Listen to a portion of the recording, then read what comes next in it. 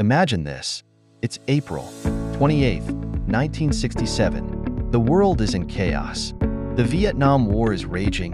The streets are filled with protests. And in the midst of it all, one man, one legend, makes a decision that will change his life and shake the world.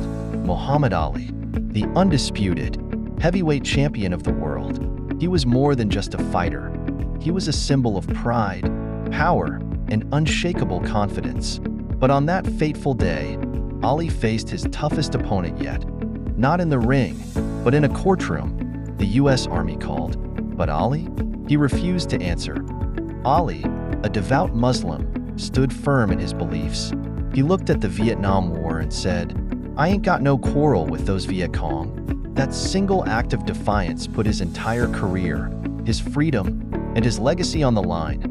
June 20th, 1967, Ali is convicted for refusing the draft. He's sentenced to 5 years in prison, fined $10,000, and banned from boxing for 3 long years. And as if that wasn't enough, they stripped him of his heavyweight title. The greatest boxer in the world, brought to his knees by the system. But Ali? He wasn't done fighting, not by a long shot. For 3 years, Ali fought his conviction in court, staying out of the ring while the world wondered if they would ever see him fight again. Would the greatest boxer of all time ever reclaim his throne? Then, on October 26, 1970, after years of exile, Muhammad Ali returned to do what he was born to do, fight. His opponent? Jerry Quarry. The world watched, breath held. Ali stepped back into the ring and proved he still had it, beating Quarry in a dramatic showdown. But that was just the beginning. March 8th, 1971. The fight of the century. Ali versus Joe Frazier. Two titans facing off in the most anticipated bout the world had ever seen. But that night, Ali suffered his first professional loss. For a moment, it seemed like the giant had fallen. But Ali was not one to be defeated. June 28, 1971. The U.S. Supreme Court made a monumental decision. They overturned Ali's conviction. Muhammad Ali was officially free. And just when you thought his story couldn't get any better, it did. January 24, 1974. Ali steps back into the ring with Joe Frazier. A rematch that would redefine them both. Ali, with his famous combination of speed and skill, defeats Frazier and reclaims his place among the boxing greats.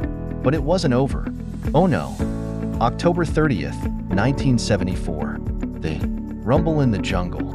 Ali faced off against the fearsome George Foreman, a man who many believed was invincible. But Ali had a secret weapon, the rope-a-dope. Ali let Foreman tire himself out with relentless punches, and when the time was right, boom, an 8th-round knockout. Ali reclaimed his heavyweight title once more, sealing his legacy as not just a champion, but the champion. But while Ali was fighting his battle in the ring, another story was unfolding in history, one of a queen who reigned for over 6 decades. On June 20th, 1837, 18-year-old Victoria became Queen of Britain. The world she inherited was on the cusp of vast industrial expansion, economic progress, and empire growth. The British Empire would soon stretch across the globe, famously known as the Empire on which the sun never sets. Born in Kensington Palace on May 24, 1819, Victoria was thrust into the spotlight as the only heir to the throne after the death of her father and her uncles. But young Victoria was no ordinary monarch. Guided by her trusted Prime Minister, Lord Melbourne, and later her beloved husband, Prince Albert, whom she married in 1840, Victoria transformed from a sheltered princess into one of the most influential figures in British history.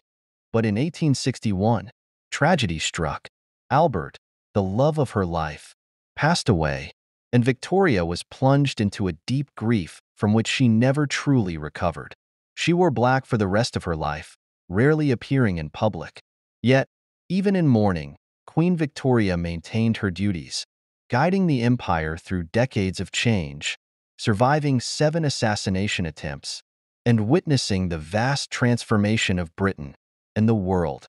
Her reign finally came to an end on January 22, 1901, when she passed away at Osborne House on the Isle of Wight, after ruling for nearly 64 years.